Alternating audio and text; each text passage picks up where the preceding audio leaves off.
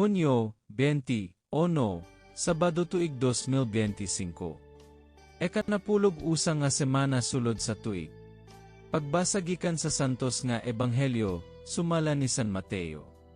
Si Jesus miingon sa iyang mga tinun-an. Walay tawo nga mahimong ulipon sa duha ka agalon. Kay mahitabo gayod nga iyang dumtan ang usa ug ang usa iyang higugmaon. O, unungan niya ang usa ug ang usa iyang tamayon. Dili kamo makapaulipon sa Dios ug sa langit.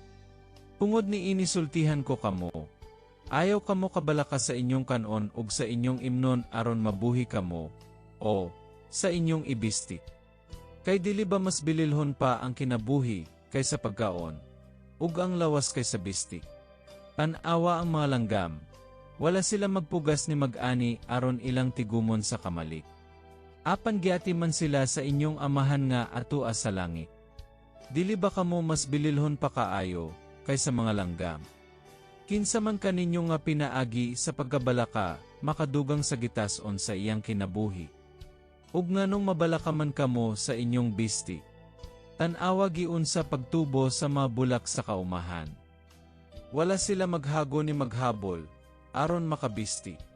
Apan sultihan ko kamo nga bisan pagani si Salomon nga dato na kaayo, walay saput nga ingon katahom sa usa ni ining mga bulaka.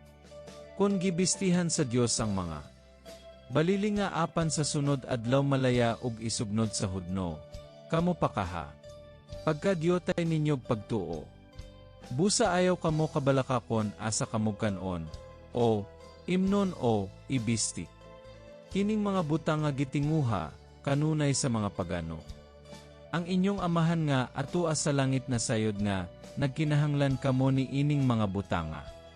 Apan unahan ninyo pagpangita ang gingharian sa Dios, o pagkinabuhi kamo uyon sa iyang kabubuton. Ug ang ubang mga butang ihatag niya kaninyo.